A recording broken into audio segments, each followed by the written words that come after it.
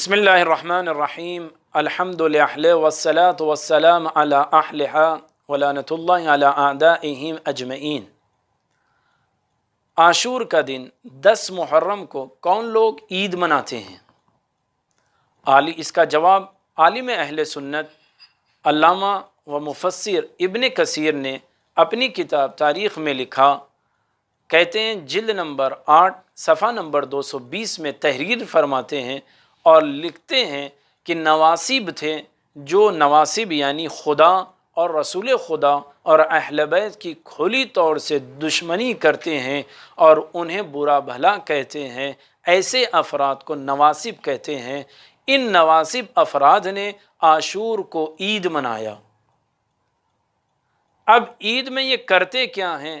تو بہت سے تاریخ کی کتابوں میں مشہور ہے کہ یہ سرخ رنگ کا لباس زیب تن کرتے ہیں، خوشبو سے اپنے آپ کو معطر کرتے ہیں اور شیرینی اور حلویات تقسیم کرتے، مٹھائی کو تقسیم کرتے ہیں اور بہت اعلی شان پیمانے پر نواسب عید مناتے ہیں، جس کے متعلق خود وہابیوں میں جو سب سے بڑے عالم دین ہے جن کا نام ابن تیمیہ ہے، اپنی کتاب منہاج السنہ میں جلد نمبر 8 اور صفحہ نمبر 151 پہ تحریر کرتے ہیں کہ عاشور کے دن ان کے نزدیک روزے کے علاوہ تمام تر چیزیں کرنا بدعت اور مکروہ ہے۔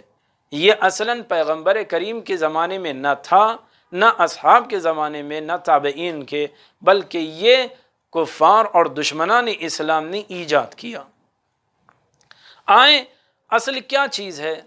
تو کہتے ہیں کچھ فضائل کی روایتیں عاشور کے متعلق بنی امیہ کے بکے ہوئے قلم رکھنے والوں نے چلائیں اور اس کو حکومت کے لالچی مورخین نے اپنی کتابوں میں جگہ دی اور نقل کیا، یہاں تک کہ روایت لکھ دی کہ جناب آدم علی نبینا وعلیہ الصلوۃ والسلام کی توبہ عاشور کے دن قبول ہوئی، درحالانکہ امیر المومنین حضرت علی علیہ السلام جو پیغمبر کے قدم بقدم ہر زمانے میں ساتھ رہے ہوں، جس کی تربیت پیغمبر نے کی ہے، وہ عاشور سے پہلے ہی بیان کرتے ہیں اپنے صحابی میثم تمار رحمۃ اللہ علیہ سے۔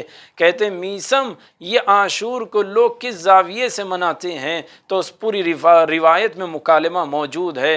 لوگ کہتے ہیں کہ جناب آدم کی توبہ عاشور کے دن قبول ہوئی، درحالانکہ جناب آدم کی توبہ ذی الحجہ کے مہینے میں قبول ہوئی ہے، اس کا محرم سے اور عاشور سے کوئی تعلق نہیں ہے۔ بعض افراد نے نقل کیا روایت میں کہ جناب یونس علی نبینا علیہ السلام کو شکم ماہی سے باہر، حوت یعنی جو ایک مچھلی کا نام ہے، اس سے باہر لایا گیا، وہ دن عاشور کا تھا۔ تو یاد رکھیں جناب یونس کو شکم ماہی سے جو باہر لایا گیا وہ ذی قعدہ کا مہینہ تھا، وہ محرم کا مہینہ نہیں تھا۔ جناب موسیٰ کو نجات ملی فرعون سے، اور دریائے نیل میں فرعون آیا اور غرق ہو گیا، تو عاشور کا دن اسے کہا جاتا ہے، جبکہ بیان کیا گیا کہ یہ ربیع الاول کا مہینہ تھا، نہ کہ محرم کا مہینہ تھا۔ یا جناب عیسیٰ کو آسمان چہارم پر اٹھا لیا گیا اور صلیب پر دشمن کو لٹکا دیا گیا، یہ دن عاشور کا تھا، جبکہ درحالانکہ یہ ذی الحجہ کا مہینہ تھا، یہ محرم کا مہینہ نہیں تھا۔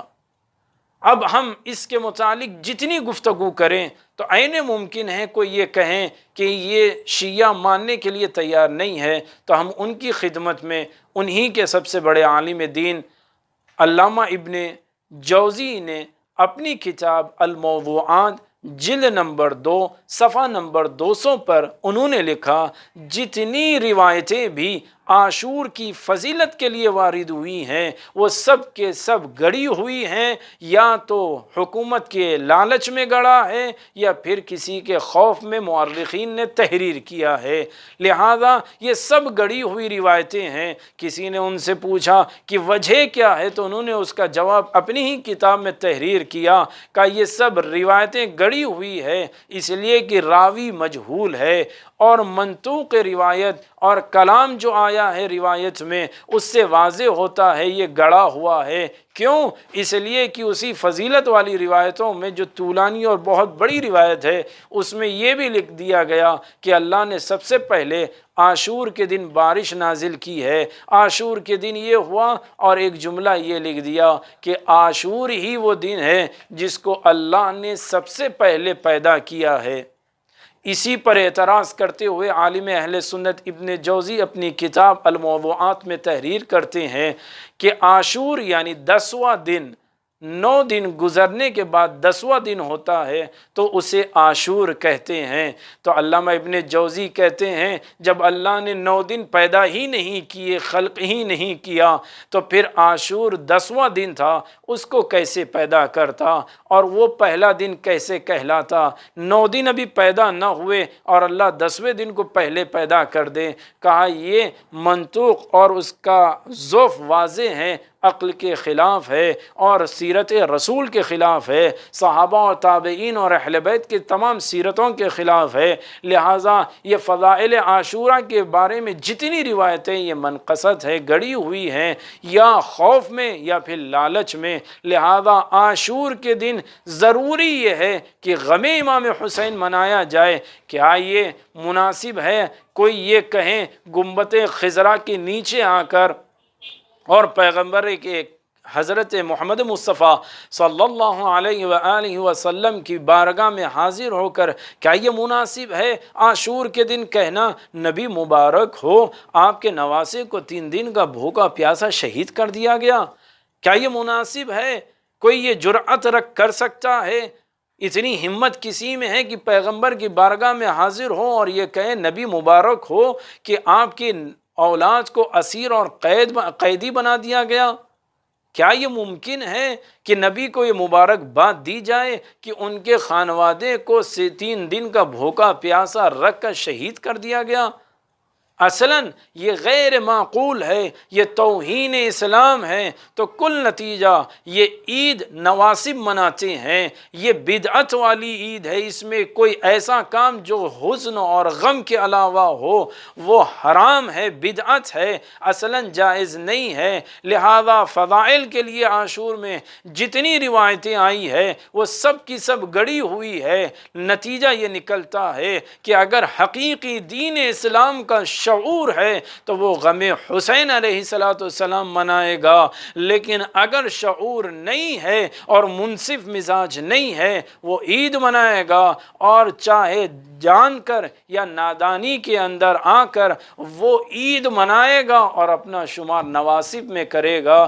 ہم یہی دعا کرتے ہیں خدایا خوارج ہو کے نواسب، یزیدی ہو کے یزیدی فکر والے ہیں، خدایا جس مرحلے میں، جس لباس میں، جس گوشے میں، جس خطے میں رہتے ہیں، جس شکل میں، خدایا اگر لائق ہدایت ہے تو فوراً ہی ہدایت عطا فرما، ورنہ انہیں نیست و نابود فرما اور فکر حسینی کا بول بالا ہو، پرچم اسلام کو سربلند فرما۔